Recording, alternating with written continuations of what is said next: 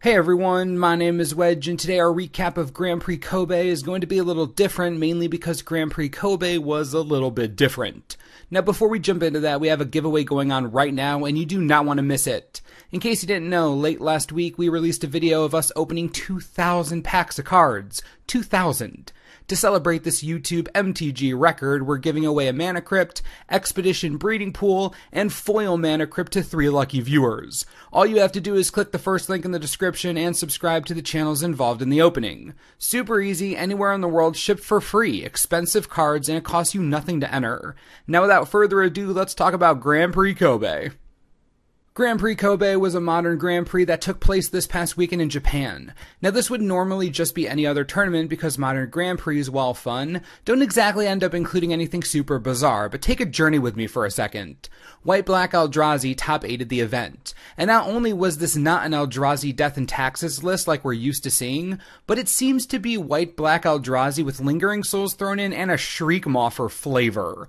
Now the deck runs playsets of Wasteland Strangler, Thought-Knot Seer, and 3 Reality Smasher, but that's it for Eldrazi. It still has the 4 Eldrazi Temple and 4 Mutavault, but only 11 Eldrazi. White-Black Eldrazi has largely pivoted to Eldrazi and Taxes, which is why I find this so interesting.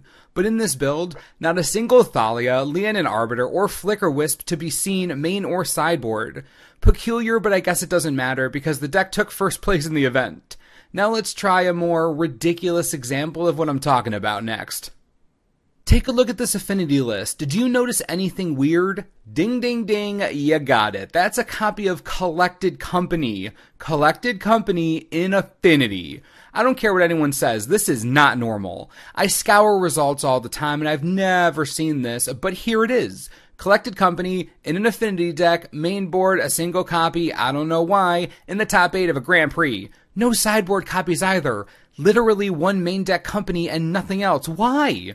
Also, and this might be even more mind-boggling, look at the land spread. 1 Inventor's Fair, 1 Snow-Covered Island, 1 Glimmervoid, 2 Spire of Industry. What am I even looking at right now? What kind of land base is this? Now we've seen a reduction in Glimmervoid recently, so that's fine, but Inventor's Fair, Snow-Covered Island, Seagate Wreckage? I can't be the only one who missed the memo on changing up everything about Affinity's land base. Not to mention, why only 2 Steel Overseer? That robot has been a playset staple for a while now. 2 Galvanic Blasts instead of 4. At least we have a full set of cranial plating, but you have to admit, this is a weird affinity list. It's super peculiar.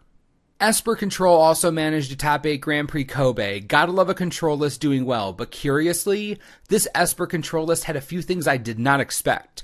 We'll begin with Glory-Bound Initiate. No, I am not joking. This is real life. Glory-Bound Initiate was in the top 8 of a modern Grand Prix in a control deck. Just let that wash over you. I honestly couldn't tell you the first reason for why this was there, not a clue in the world. It isn't even a control card. I mean, the lifelink is pretty sweet, but it isn't a wall. It isn't going to defend well against most anything. I just don't understand. And speaking of walls, there are none to be seen in the list. The creatures are literally the Initiate, Snapcaster Mage, Tasigur, and a single copy of Batterskull. So again, someone please explain to me what the heck is going on here. I'd expect more Celestial Colonnade, but I suppose that isn't going to happen either. A single copy of the land creature. I want to understand, but wow. Some of these choices are way over my head. Speaking of which, let's talk about the last bit of hilarity from the top 8 Jeskai Control. Now this list is much more focused than the ones we've looked at so far, with a few interesting exceptions. First, nice to see Spell Queller making waves in Modern. Always liked that card except for when I didn't. Also, look at the spells. A playset of Logic Nod. Now that's what I'm talking about. It's a counter spell right there. Now speaking of counterspells, you don't see every modern deck running a full playset of Cryptic Command anymore, especially ones that run this low to the ground. It's pretty impressive. This deck is straight up Jeskai Counterburn, or as close to that as we're gonna get, which is 100% fine. I'm loving the build, but again, it's definitely not something I'm used to seeing. Maybe there's something in the water over in Kobe that makes players build outrageously amazing decks that no one else is ready for. Besides the decks we just looked at, Dredge, Grixis Death Shadow, Eldrazi-tron, and Ad Nauseam top 8 at the event with relatively stock lists compared to the abnormalities we just looked at. All in all, it was a great event, and I wish it had coverage. I just felt like I had to show you what went on in the top 8 because some of these lists, truly crazy. I figured you'd enjoy them. Also, be sure to stay tuned to the channel for a ton of planned content in the coming weeks, and remember to join the giveaway, Foil Mana Crypt Expedition Breeding Pool for free. Get on it! And as always, thanks for watching, and we'll see you next time.